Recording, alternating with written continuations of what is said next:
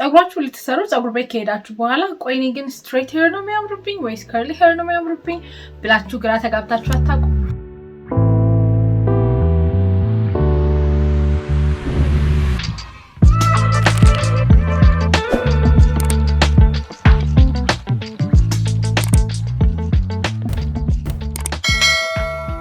ዛሬ ሁላችሁም ስትጠይቁ በነበረው መሰረት በብዙዎቻችሁ ጉጉትና ጥያቄ መሰረት we're going to talk ከየፊት ቅርጻችን ጋር የሚሄድ ሄር ስታይል የቱ ነው የማይሄድ የቱ ነው so we can avoid that one ስለዚህ ባለፈው የፊት ቅርጻችሁ እንድትለዩ ረድቻችኋለሁ። ዛሬ ደግሞ ከየፊት ቅርጻችሁ ጋር የሚሄድባችሁ የጸጉር ስታይል የቱ ነው የማይሄድባችሁ የቱ ነው የሚለውን እናያለን ማለት ነው። በመጀመሪያ ሁሉም ሰው የራሱን ሄር ስታይል የመምረጥ የመወሰን መብት አለው። እኔ አያምርባችሁም ስላልኳችሁ መተው አይጠበቅባችሁም። እኔ አያምርባችኋል ስላልኳችሁ ብቻ ያንን ሄር ስታይል መሰራት አይጠበቅባችሁም። ኮንፊደንስ የሚሰጣችሁን ለእናንተ በጣም የሚሰማችሁን ይሄን ሳደርግ ራሴን የሆንኩ ይመስለኛል የምትሉትን የትኛውንም አይነት የሄር ስታይል ለማድረግ ሙሉ መብት አላችሁ። እሱንም እየተቃወምኩኝ አይደለም። ነገር ግን ፕሮፌሽናሊ ከየፊት ቅርጻችሁ ጋር የሚሄደውን የሄር ስታይል ማወቅ የምትፈልጉ ከሆነ ይሄ ቪዲዮ ለእናንተ ነው፣ ተከታተሉ። ሶ ሜንሊ ፎከስ የማደርገው ስትሬት ሄር ነው የሚያምርብኝ ወይስ ደግሞ ከርሊ ወይም ደግሞ ዌቪ ሄር ነው የሚያምርብኝ ብላችሁ ግራ ለምትጋቡ ሰዎች ነው የዛሬው ቪዲዮ ፎከስ ያደረገው እዛ ላይ ነው ማለት ነው። የመጀመሪያው ከራውንድ ፌስ ነው የምንጀምረው። ራውንድ ፌስ ማለት እዚህ ጋር አለላችሁ። ባይ ዘ ወይ የፊት ቅርጻችሁን ሳታውቁ ከሆነ እዚህ ቪዲዮ ጋር የመጣችሁት ከዚህ በፊት የተለቀቀው ቪዲዮ ላይ እንዴት የፊታችሁ ቅርጽ እንደምትለዩ ስላሳየሁኝ ሄዳችሁ እዩና የፊታችሁን ቅርጽ ላይታችሁ ነው ማለት ነው። ስለዚህ የመጀመሪያው ራውንድ ፌስ ነው ብያችኋለሁ። ራውንድ ፌስ ባለፈው እንደነገርኳችሁ የላይኛውም የጎኑም መስመር ኦልሞስት እኩል ነው። ይሄ የልጅ ፊት የምንለው አይነት የፊት ቅርጽ ያላቸው ሰዎች ናቸው ክብ ፊት የምንላቸው። ስለዚህ ለክብ ፊት ብዙ ሰው ክብ ፊቱ ላይ ዌቭ ስታይል ሄር ስታይል እያደረገ ይባስ ክብ ያደርገዋል ፊቱ። በመጀመሪያ ዌቭ ፊታችሁ ምን እንደሚያደርግና ስትሬት ሄር ፊታችሁን ምን እንደሚያደርገው ልንገራችሁ። ስለዚህ ዌቭ ስትሰሩ ፊታችሁን ወደ ጎን ዌቭ ነው የሚባለው እያሰፋው ነው የሚሄደው። ምክንያቱም ኢትስ ዌቭ ራይት እዚህ ጋር እንደምታዩት ማለት ነው። ስለዚህ ሞር ወደ ጎን ሰፋ ያለ ሉክ ስትፈልጉ ስፔሻሊ በምትለቁ ሰዓት ዌቭ ታደርጋላችሁ ማለት ነው። ስትሬት ሄር ደግሞ በሌላ በኩል ምን እንደሚያደርግ ልንገራችሁ። ስትሬት ሄር ደግሞ ልክ እንደ ስሙ ስትሬት እያደረገ ፊታችሁን እያቀጠለ ነው የሚሄደው ማለት ነው። ስለዚህ መጀመሪያ ፎከሳችሁን ማወቅ ያለባችሁ ነው። ፊታችሁን ማቅጠን ነው የምትፈልጉት፣ ፊታችሁን ማወፈር ነው የምትፈልጉት። አንዳንድ ፊት በጣም ቀጭን ሰው ፊቱ ወፍራም መስሎ እንዲታይለት ሊፈልግ ይችላል አይደለ? ስለዚህ እሱን መጀመሪያ ለዩ። ራውንድ ፌስ እንግዲህ ቻይልድሽ ፊት አላቸው የምንላቸው ይሄ ክብ የምንለው ፊት ነው። የአግድሙ የቋሚው መስመር እኩል ይሆናል ማለት ነው ሳይዙ። ራውንድ ፌስ ያላቸው ሰዎች ፐርሰናሊ ብቻም አይደለም ፕሮፌሽናሊ ዌቭ ሄር ስታይልን ከሚጠቀሙ ስትሬት ሄር ስታይልን ቢጠቀሙ ይመከራል። ምክንያቱም ስትሬት ሄር ስታይል ፊታቸውን ረዘም ያለ ሉክ እንዲኖረው ስሊም የሆነ ሉክ እንዲኖረው ለማድረግ ስለሚረዳቸው ከዌቭ ይልቅ ስትሬት ቢጠቀሙ እንላለን። ለምሳሌ እዚህ ጋር እንደምታዩት ነው ሰሌና ጎሜዝ ስትሬት ሄር ስትጠቀምና ሰሌና ጎሜዝ ዌቭ ሄር ስትጠቀም እዚህ ጋር እንደምታዩት ጉንጯን ሞር አስፍቶታል። እንዳልኳችሁ የዌቭ አላማው ጎኑን ማስፋት ስለሆነ እንደዛ አድርጎታል። ስለዚህ ኦብቪየስሊ ራውንድ ፊት ካላችሁ ፕሪፈረብሊ ስትሬት ሄር ተጠቀሙ። ይሄ ማለት ግን ራውንድ ፌስ ያለው ሰው በሙሉ ግዴታ ስትሬት ሄር መጠቀም አለበት ብቻ ማለት አይደለም። ለምሳሌ ከርሊ ሄር ሊኖራችሁ ይችላል። ነገር ግን ከርል ወይም ደግሞ ዌቭም ስታደርጉ ዌቭ በተቻለ አቅም ጥቅጥቅ ያለ ዌቭ አይሆን። እዚህ ጋር እንደምታዩት ለቀቅ ያለ ዌቭ በሆነ ቁጥር ከስፋቱ ይልቅ ርዝመቱ ላይ ፎከስ እንድናደርግ ስለሚረዳን ዌቭ ማድረግ የምትፈልጉ ከሆነ ዲፕ ያልሆነና አጭር ያልሆነ ዌቭ በመጠቀም ፊታችሁ ስሊም እንዲመስል ማድረግ ትችላላችሁ። ሁለተኛው እንግዲህ ዳይመንድ ፌስ ሼፕ የምንለው የምንለው ሰፋ ያለው የፊታቸው ፓርት ቺክ ቦናቸው ነው። ይሄ ነው። ከዛ በኋላ ግንባራቸው ጋርና አገጫቸው ጋር ገባ ይላሉ ማለት ነው። ይሄ ፌስ ሼፕ ማርዘምም ማጥበብም አያስፈልገውም። ሞስት ኦፍ ዘ ታይም ፕሮፖርሽናል የሚባል ነው። ሄር ስታይላችሁን ስትመርጡ ያቅጥንልኝ አርዝምልኝ እያላችሁ አትመርጡም ማለት ነው። ነገር ግን ዌቭ ሄር ስታይል ስትጠቀሙ ልክ እዚህ ጋር እንደምታዩት ፊታችሁን ስሊም እና ገርሊ ያደርገዋል።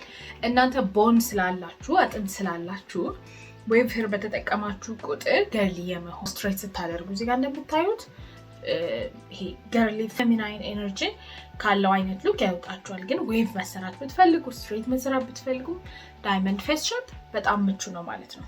ኦልሶ ዌቭ ሄር በጣም ቀጠን ያለውን ፊታችሁን ዌቭ እንዳልኳችሁ ወደ ጎን ስለሆነ የሚያሰፋው ሰፋ ያለ ሉክ ስለሚሰጠው ሞር ገርሊ የሆነ ሉክ ይሰጣችኋል። እናንተ የፊት ቅርጽ ያላችሁ ሰዎች፣ ዳይመንድ የፊት ቅርጽ ያላችሁ ሰዎች ግን የማይመከረው በጣም አጭር የሆነ ቁርጥ፣ ከዚህ በላይ ያጠረ ቁርጥ ለእናንተ የፊት ቅርጽ አይመከርም። ምክንያቱም ይባስ እዚህ ጋር ያላችሁን ቦን ስለሚያወጣ ማለት ነው። ስፔሻሊ ደግሞ ዊዝ ባንግ አይመከርም። ስለዚህ እሱን ተጠንቀቁ። ከዛ ውጭ በጣም ቆንጆ የፊት ቅርጽ ነው ያላችሁ። ሶስተኛው እንግዲህ ወደ ኦብሎንግ ፌስ ሼፕ። ኦብሎንግ ፌስ ሼፕ የምንለው ይሄኛው ነው። ትንሽ ረዘም ያለ ወይም ደግሞ ሎንገር ቨርዥን ኦፍ ኦቫል ፌስ ሼፕ የምንለው ነው። ኦብሎንግ ፌስ ሼፕ ያላችሁ ሰዎች ኦብቪየስሊ ባለፈው እንደተነጋገርነው ትንሽ ወደታች ረዘም ማለት ባህሪ ስላለው ፊታችሁ በተቻለ አቅም ርዝመት ላይ ትኩረት የማያደርግ ሄር ስታይል ለመጠቀም መሞከር አለባችሁ። which is wavy hair style ማለት ነው። ዌቪ ሄር ስታይል በምታደርጉ ጊዜ በጣም ረጅም ዌቭ መሆን የለበትም። በተቻለ አቅም ዲፕ ከርሊ ዌቭ ቢሆን ይመከራል። ስትሬት ሄር ጭራሽ ባታደርጉ ይመከራል። ምክንያቱም እዚህ ጋር እንደምታዩት የፊታችሁን ርዝመት ይበልጥ በመጨመር ትኩረቱን ከውበታችሁ ላይ አንስቶ የፊታችሁ ርዝመት ላይ እንዲሆን ያደርጋል። ኢስፔሻሊ ደግሞ ሚድል ፓርቲንግ ለእናንተ የፊት ሼፕ አይመከርም ማለት ነው። አራተኛ እንግዲህ ስኩዌር ፌስ ሼፕ ነው። ስኩዌር ፌስ ሼፕ ብዙ ሰው እንግዲህ ከራውንድ ፌስ ሼፕ ጋር ያመሳስለዋል። እውነት ነው፣ ብዙ ነገሩ ከራውንድ ፌስ ጋር ይመሳሰላል። ከራውንድ ፌስ ስኩዌር ፌስ ሼፕ የሚለየው በምንድን ነው? በቺክ ቦኑ ነው። እዚህ ጋር ወጠር ያለ አጥንት ይኖራቸዋል። ያው እንደ ስሙም አራት ማዕዘን። እዚህ የፊት ቅርጽ ብዙ ጊዜ ፊታችሁ ላይ ፀጉር ቢኖር ይመከራል፣ ግን ኢትስ አፕ ቱ ዩ የራሳችሁ ፕሬፈረንስ ነው። ሞስት ኦፍ ዘ ታይም እንደዚህ አይነት የፊት ቅርጽ ያላችሁ ሰዎች ፀጉራችሁን ወደኋላ ወጥራችሁ ባታስይዙ ይመከራል።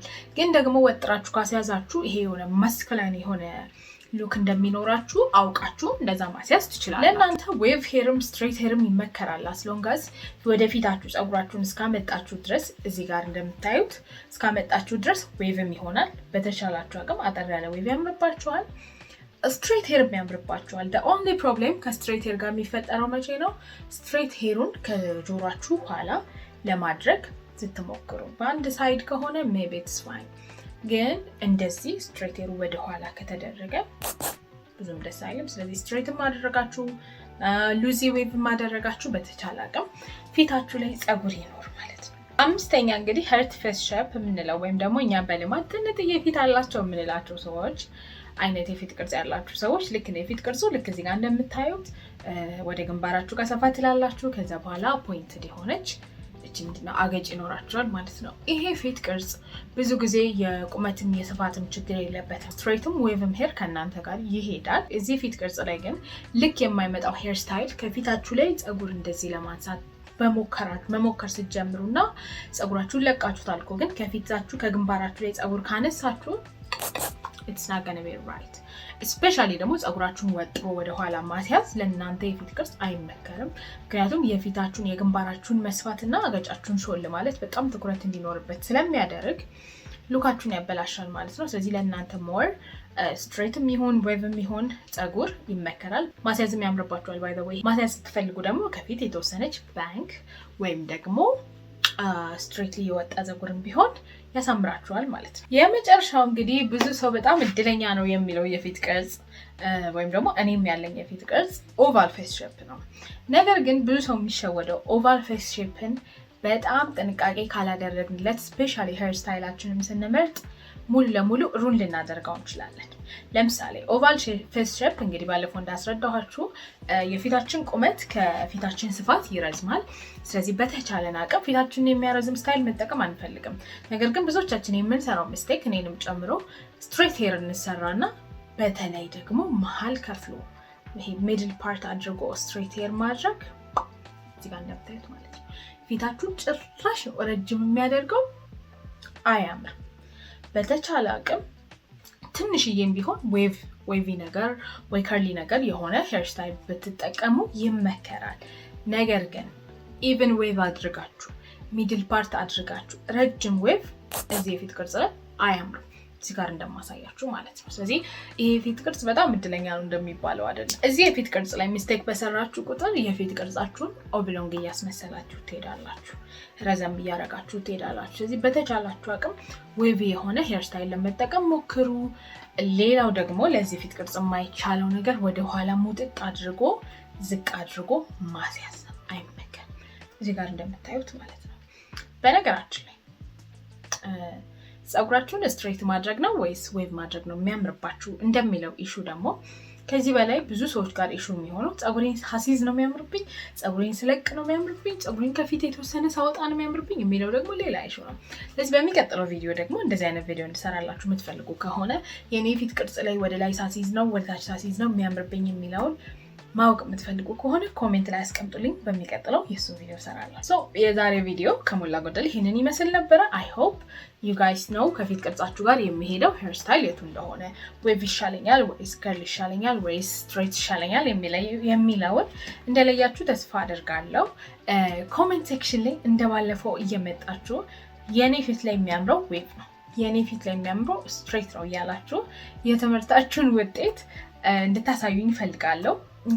ባለፎቹ ቪዲዮዎች ላይ ስላሳያችሁኝ ፍቅር፣ ስላሳያችሁኝ ምንድን ነው የሚባለው በእናታችሁ ብቻ ናይስነት በጣም አመሰግናለሁ።